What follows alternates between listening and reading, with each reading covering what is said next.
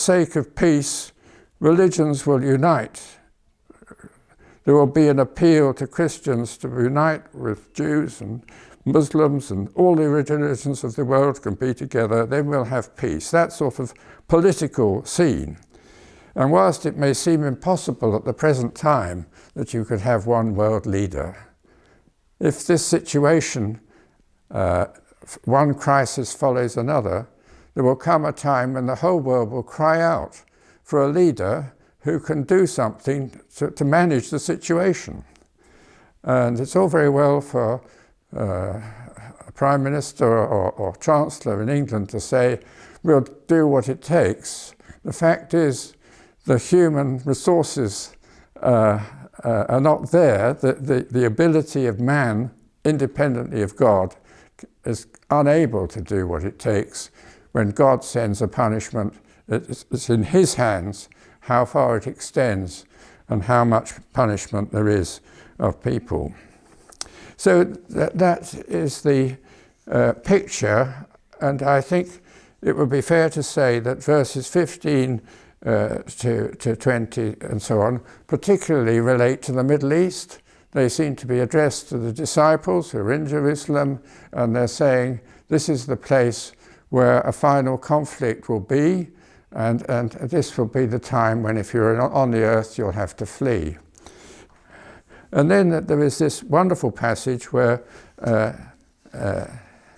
it describes the coming of Jesus. It'll be clearly a very public event. It will be preceded by extraordinary signs in nature. It will be something that will be very scary for people on the earth, but something very wonderful for those of us who are looking for his return. The Son of Man will appear, coming on the clouds of the sky with power and great glory. And there will be a loud trumpet call, and the whole world will be aware of what's happening, and God will declare his triumph over evil with the return of Christ. And for us, we stand firm and look forward to being with Jesus when we shall be fully saved from all sin and suffering and have new bodies like him and share in his glory. And the unimaginable blessing will be ours. And that is our hope, which is like an anchor for our souls. And then the interesting thing is that Jesus gave this talk sitting on the Mount of Olives. In Acts, you remember, when Jesus was raised from the dead, he was talking to his disciples by the Mount of Olives when he ascended back into heaven. And then the angel said to the disciples, you'll see Jesus coming back in like manner. So he comes back to the Mount of Olives, but in great power and very different from his first coming. And Zechariah says specifically that on that day his feet will stand on the Mount of Olives. Jesus will come back to be the King of the Jews, the Lord of all nations, and will rule this planet and will restore it. Where the waters of the sea have been polluted, it says living water will flow afresh. It's the result of Jesus coming. And I love the thought that when Jesus comes, we shall see righteousness right throughout the world. We shall see a reign of righteousness, and the righteousness will bring peace. There will be discipline, but there will be peace and order, and there will be no more war. And Jesus will be in control. It's not heaven, it's not our eternal destiny. Our eternal destiny, I believe, will be even more wonderful. But it will be for a period of time, and then the end will come. And we look forward to the time when we'll have an eternity in a new heavens and a new earth. And I think it's helpful to us in times of difficulty to have this global view, to see that God is in control, no matter what men may be doing and no matter what is happening. God allows the sin of man to cause problems. Sometimes disease, for example, can come as a result of man eating bats' food or wrong things. Climate change comes from too much industrial activity. Sexual diseases come from too much sexual activity outside of marriage.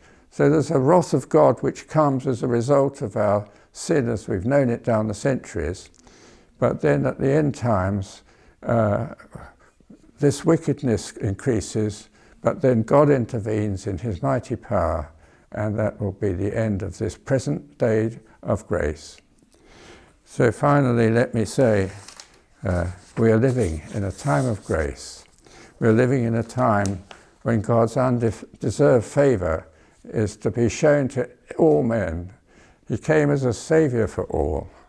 We need to do our best to share what we know is happening in the world and what we know of God with other people.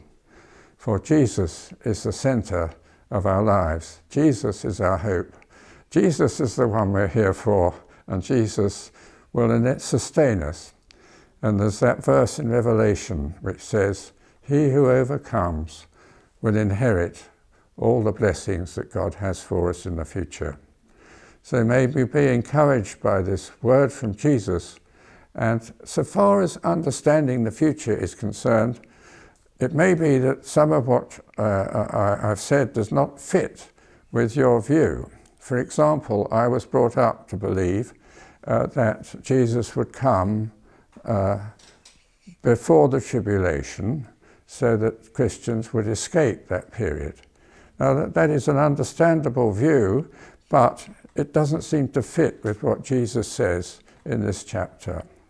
Even in Thessalonians, Paul says it won't happen until you see this desolation in Jerusalem. So you Thessalonians don't think it's already happened. In Thessalonians, he describes the rapture in detail, but it's not a silent rapture where suddenly all the Christians disappear without anybody noticing. It's clear that it's accompanied by a loud trumpet call and the voice of the archangel, just as Jesus describes in Matthew. So for those reasons, I personally changed my view and just accept the words of Jesus.